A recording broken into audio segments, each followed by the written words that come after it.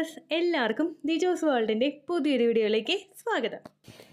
ഒരുപാട് പേര് നമ്മുടെ കമൻസിൽ വന്ന് ചോദിക്കുന്ന, ഒരുപാട് പേർക്ക് സംശയമുള്ള ഒരു വിഷയത്തെ പറ്റിയിട്ടാണ് ഇന്നത്തെ വീഡിയോയിൽ ഞാൻ സംസാരിക്കുന്നത് കേട്ടോ. അതായത് ഒരുപാട് പേര് ചോദിക്കുന്നുണ്ട്, ചേച്ചി ഓവുലേഷൻ കഴിഞ്ഞിട്ട് ഏതെല്ലാം ഫ്രൂട്ട്സ് കഴിച്ച് കഴിഞ്ഞാൽ പ്രഗ്നൻസി കിട്ടും, ഏതെല്ലാം ഫ്രൂട്ട്സാണ് നമ്മൾ അവോയ്ഡ് ചെയ്യേണ്ടത്, അതുപോലെ പ്രഗ്നൻസി ട്രൈ ചെയ്യുന്ന സമയത്ത് എളുപ്പത്തിൽ പ്രഗ്നൻസി കിട്ടാൻ ഏതെല്ലാം ഫ്രൂട്ട്സ് കഴിക്കണം, അങ്ങനെയൊക്കെ ചോദിക്കുന്ന ഒരുപാട് പേരുണ്ട്.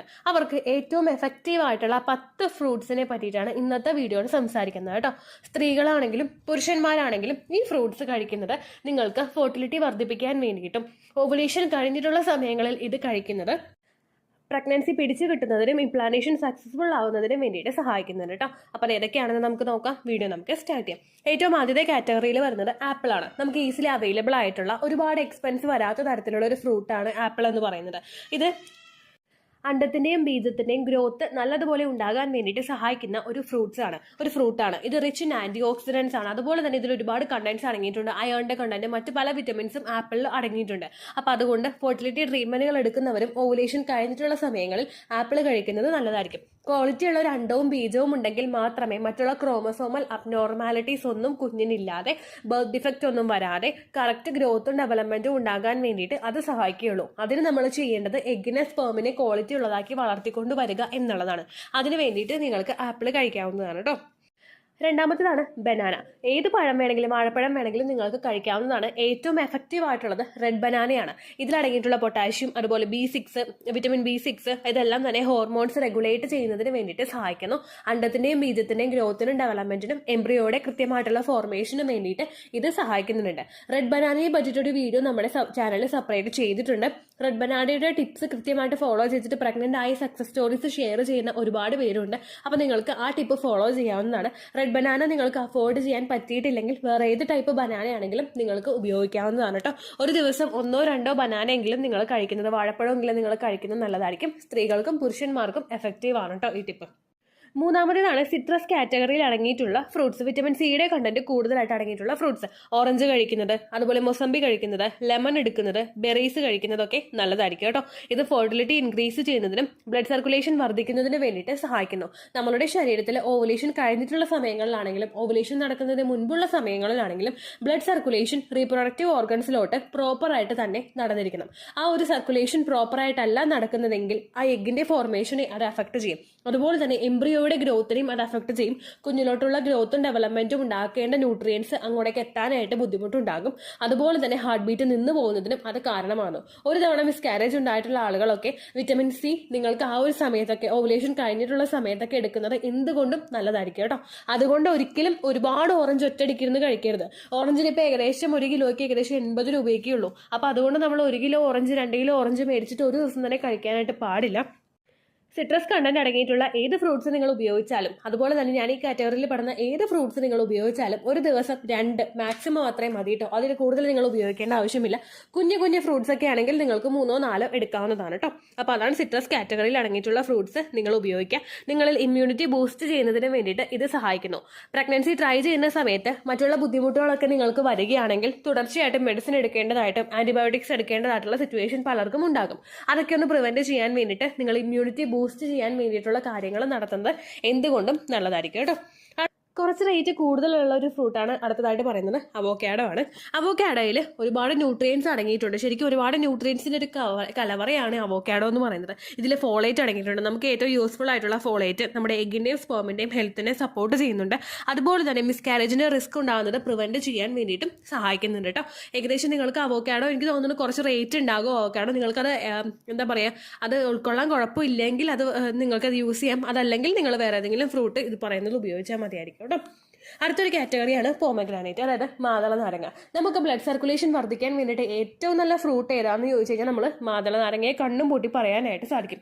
ഈ ബ്ലഡ് ഫ്ലോ നമ്മളിൽ ഇൻക്രീസ് ആകുമ്പോഴേക്കും ഇതിന്റെ എഫക്റ്റ് നമുക്ക് കിട്ടുന്നത് നമ്മുടെ എൻഡോമെട്രിയൽ ലൈനിങ്ങിൽ കൂടിയായിരിക്കും. എൻഡോമെട്രിയൽ ലൈനിങ്ങിലോട്ട് ബ്ലഡ് സർക്കുലേഷൻ ഉണ്ടെങ്കിൽ മാത്രമേ നമ്മൾ എന്തൊക്കെ തലകുത്തി നിന്ന് മറിഞ്ഞു കഴിഞ്ഞാലും കുഞ്ഞിന് വേണ്ടിയിട്ടുള്ള കാര്യങ്ങൾ അതിലോട്ട് എത്തുകയുള്ളൂ. ഈ കുഞ്ഞിലോട്ടുള്ള സപ്പോർട്ട് അവിടെ കിട്ടിയിട്ടില്ലെങ്കിൽ, എൻഡോമെട്രിയൽ ലൈനിങ് കൃത്യമായിട്ട് ഗ്രോ ആകുന്നില്ലെങ്കിൽ, അണ്ടത്തിന് ക്വാളിറ്റി ഉണ്ടെന്ന് പറഞ്ഞാലോ ബീജത്തിന് ക്വാളിറ്റി ഉണ്ടെന്ന് പറഞ്ഞാലോ ഒരു കാര്യം അവിടെ നടക്കില്ല. കാരണം ഫെർട്ടിലൈസേഷൻ നടന്നു കഴിഞ്ഞാൽ കുഞ്ഞിന് സപ്പോർട്ട് കൊടുക്കാൻ എൻഡോമെട്രിയൽ ലൈനിങ് കൃത്യമായിട്ട് തന്നെ അതിന്റെ പാർട്ട് കംപ്ലീറ്റ് ചെയ്യണം. അങ്ങോട്ടേക്ക് ബ്ലഡ് സർക്കുലേഷൻ എത്തിയാൽ മാത്രമേ അത് നടക്കുകയുള്ളൂ. ഓവുലേഷൻ കഴിഞ്ഞിട്ട് പല പലർക്കും ഉണ്ടാകുന്ന സംശയമാണ് മാതള നാരങ്ങ കഴിച്ചു കഴിഞ്ഞാൽ പീരിയഡ്സ് ആകും എന്നുള്ളതിനെ പറ്റിയിട്ട്. മാതള നാരങ്ങ കൂടുതലായിട്ട് കഴിച്ചിട്ട് ആരും പീരിയഡ്സ് ആയിട്ടില്ല. ഇൻ കേസ് നിങ്ങൾ ഉപയോഗിക്കാനായിട്ട് നിങ്ങൾക്ക് പേടിയൊന്നും ഇല്ലെങ്കിൽ നിങ്ങൾക്ക് ഡെയിലി ഉപയോഗിക്കാവുന്നതാണ്. അതല്ലെങ്കിൽ 2-3 ദിവസം കൂടുമ്പോൾ നിങ്ങൾ ഉപയോഗിക്കുക. അത്രമാത്രം എഫക്റ്റീവ് ആണ് കേട്ടോ മാതള നാരങ്ങ. എൻ്റെ പ്രഗ്നൻസി സമയത്ത് ഫസ്റ്റ് പ്രഗ്നൻസിയിലൊക്കെ ഞാൻ മാതള നാരങ്ങ നല്ലോണം ഉപയോഗിച്ചിട്ടുണ്ട്. എനിക്ക് മിസ്കാരേജ് ഒന്നും ആയിട്ടില്ല. പിന്നെ ഓരോരുത്തർക്കും ഓരോ സിറ്റുവേഷൻ ആണ്, അതുകൊണ്ട് നമുക്ക് അടച്ചങ്ങോട്ട് പറയാനും പറ്റില്ല. പക്ഷെ നിങ്ങൾക്ക് പറ്റുമെങ്കിൽ നിങ്ങൾ ഉപയോഗിക്കുക. അത്രമാത്രം എഫക്റ്റീവ് ആണ് കേട്ടോ. അടുത്തതാണ് ബെറീസ്. ബെറീസിന്റെ കാറ്റഗറിയിൽ പെടുന്ന സ്ട്രോബെറി ആണെങ്കിലും റാസ്ബെറി ആണെങ്കിലും മറ്റുള്ള ഏത് ബെറീസ് ആണെങ്കിലും നിങ്ങൾ ഉപയോഗിക്കുന്നത് നല്ലതാണ്. അതെല്ലാം നാച്ചുറൽ ആന്റി ഓക്സിഡൻസ് ഇതിലൊക്കെ അടങ്ങിയിട്ടുണ്ട്. ഇതെല്ലാം നിങ്ങളുടെ ഫെർട്ടിലൈസേഷൻ നടക്കാൻ വേണ്ടിയിട്ട് സപ്പോർട്ട് ചെയ്യുന്നവരാണ് കേട്ടോ. അടുത്തതാണ് കിവി.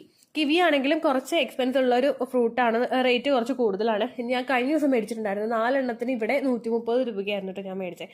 അപ്പോൾ ഈ കിവി വിറ്റമിൻ സി അടങ്ങിയിട്ടുണ്ട്. ഇത് ഫെർട്ടിലിറ്റി ഇൻക്രീസ് ചെയ്യാൻ വേണ്ടിയിട്ട് സഹായിക്കുന്നതാണ്. അതും നിങ്ങൾക്ക് ഉപയോഗിക്കാവുന്നതാണ് കേട്ടോ.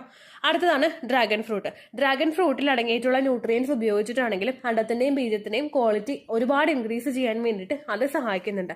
അതുപോലെ തന്നെ എംബ്രിയോയുടെ സപ്പോർട്ടിനും ഗ്രോത്തിനും ഇത് സഹായിക്കും കേട്ടോ. അടുത്തതാണ് പാഷൻ ഫ്രൂട്ട്. നമുക്ക് ഒരുപാട് വീടുകളിലൊക്കെ ഈ പാഷൻ ഫ്രൂട്ട് ഇപ്പോൾ ഉണ്ടാകും. പാഷൻ ഫ്രൂട്ട് നല്ലതാണ് നമ്മൾ കഴിക്കാൻ വേണ്ടിയിട്ട്. വിറ്റമിൻ സി ഉണ്ട് ഇതിനകത്ത്. അതുപോലെ തന്നെ ഇതിനകത്ത് ഡയറ്ററി ഫൈബർ നല്ലപോലെ അടങ്ങിയിട്ടുണ്ട്. അതുപോലെ ഓവറോൾ റീപ്രൊഡക്റ്റീവ് ഹെൽത്തിനെ സപ്പോർട്ട് ചെയ്യുന്ന ഒരുപാട് കാര്യങ്ങൾ പാഷൻ ഫ്രൂട്ടിൽ അടങ്ങിയിട്ടുണ്ട്. പാഷൻ ഫ്രൂട്ട് ഇട്ട് കഴിക്കുമ്പോഴേക്കും നമ്മൾ ചില ആളുകൾ ഇതിൽ പഞ്ചസാര കൂടുതലിട്ട് കഴിക്കാറുണ്ട് കേട്ടോ. നിങ്ങൾ അങ്ങനെയൊന്നും കഴിക്കേണ്ട ആവശ്യമില്ല. കാരണം ഓവറായിട്ട് ഷുഗർ ആഡ് ചെയ്തിട്ട് ഇത് കഴിച്ചു കഴിഞ്ഞാൽ അതിന്റെ ഗുണം നമുക്ക് ശരീരത്തിൽ കിട്ടില്ല. അതുപോലെ തന്നെ PCOD ഉള്ള ആളുകൾക്കാണെങ്കിലും പാഷൻ ഫ്രൂട്ട് എടുത്തിട്ട് അതിൽ ഒരുപാട് ഷുഗർ ഇട്ട് കഴിക്കുന്നതും നല്ലതല്ല. അതുകൊണ്ട് പാഷൻ ഫ്രൂട്ട് ഡയറക്റ്റ് ആയിട്ട് നിങ്ങൾ കഴിക്കാനായിട്ട് ശ്രദ്ധിക്കുക. ഒട്ടും പറ്റുന്നില്ലെങ്കിൽ ഒരിച്ചിരി മാത്രം നിങ്ങൾ പഞ്ചസാര ആഡ് ചെയ്തിട്ട് കഴിക്കാനായിട്ട് ശ്രദ്ധിക്കുക കേട്ടോ. പിന്നീടാണ് വരുന്ന ഒരു കാറ്റഗറിയാണ് ഗ്രേപ്സ്. ഗ്രേപ്സും അതുപോലെ തന്നെ നമ്മൾ കറുത്ത കളറിലെ മുന്തിരിയാണെങ്കിലും പച്ച കളറിലാണെങ്കിലും ഫെർട്ടിലിറ്റി വർദ്ധിപ്പിക്കാൻ വേണ്ടിയിട്ട് സഹായിക്കുന്നുണ്ട്. ഇത് ചില ആളുകൾക്കൊക്കെ ഗ്രേപ്സ് കഴിച്ചു കഴിഞ്ഞാൽ ചൊറിച്ചിലും ബുദ്ധിമുട്ടൊക്കെ ഉണ്ടാകും. അങ്ങനെയുള്ളവർ സൈഡ് എഫക്ട്സ് എന്തെങ്കിലും നിങ്ങൾക്ക് വരുന്നുണ്ടോ എന്ന് നോക്കിയിട്ട് മാത്രം ഉപയോഗിച്ചാൽ മതിയായിരിക്കും കേട്ടോ. അടുത്ത കാറ്റഗറിയിൽ വരുന്നതാണ് പേരയ്ക്ക. നമ്മുടെയൊക്കെ വീടുകളിൽ അവൈലബിൾ ആയിട്ടുള്ളതാണ് പേരയ്ക്ക. അത് നിങ്ങൾ ഉപയോഗിക്കാനായിട്ട് ശ്രദ്ധിക്കുക. പുറത്തുനിന്ന് മേടിച്ച് കഴിക്കുന്ന പേരയ്ക്ക എനിക്ക് തോന്നുന്നത് ഭയങ്കര വലുതാണ്. അപ്പോൾ അങ്ങനെയൊക്കെ വരുമ്പോഴേക്കും അതിൽ എന്തെങ്കിലും കെമിക്കലൊക്കെ ആഡ് ചെയ്തിട്ടുണ്ടാകും. അപ്പോൾ അങ്ങനെയുള്ളതൊക്കെ നിങ്ങൾ ഉപയോഗിക്കാതിരിക്കുക. നല്ലതായിട്ട് നിങ്ങൾക്ക് കാണുമ്പോൾ നല്ലതായിട്ട് തോന്നുന്ന ടൈപ്പ് പേരയ്ക്ക നിങ്ങൾ ഉപയോഗിക്കുന്നത് നല്ലതാണ്. പേരയ്ക്ക മാത്രമല്ല, പേരയ്ക്കയുടെ ഇലയും അത്രമാത്രം എഫക്റ്റീവാണ്. നമ്മുടെ ഫെർട്ടിലിറ്റി വർദ്ധിപ്പിക്കാൻ വേണ്ടിയിട്ടും ക്വാളിറ്റിയുള്ള അണ്ടവും ബീജവും ഒക്കെ ഉണ്ടാവാൻ വേണ്ടിയിട്ട് സഹായിക്കുന്നവയാണ് ഇത്രയും ഫ്രൂട്ട്സ് കേട്ടോ. പുറത്തുനിന്ന് മേടിക്കുന്ന ഫ്രൂട്ട്സ് നമ്മൾ ഉപയോഗിക്കുമ്പോഴേക്കും അത് നല്ലതുപോലെ ക്ലീൻ ചെയ്തിട്ട് ഉപയോഗിക്കാനായിട്ട് നിങ്ങൾ ശ്രദ്ധിക്കുക. ആപ്പിളൊക്കെ ചില ആളുകളുടെ തൊലി ചെത്തിയിട്ട് ഉപയോഗിക്കുന്നവരുണ്ട്. ആപ്പിളിന്റെ തൊലിയിലാണ് കൂടുതൽ ഹെൽപ്ഫുൾ ആയിട്ടുള്ള കാര്യങ്ങൾ അടങ്ങിയിട്ടുള്ളത്. അപ്പോൾ അതുകൊണ്ട് നിങ്ങളത് വെള്ളത്തിലിട്ട് നല്ലതുപോലെ മഞ്ഞപ്പൊടിയും ഉപ്പൊക്കെ ഇട്ട് നല്ലതുപോലെ കഴുകിയതിന് ശേഷം ഒരുപാട് നേരം വെള്ളത്തിലിട്ട് കഴുകി നല്ല വൃത്തിയാക്കിയതിന് ശേഷം നിങ്ങൾ ഉപയോഗിക്കുക.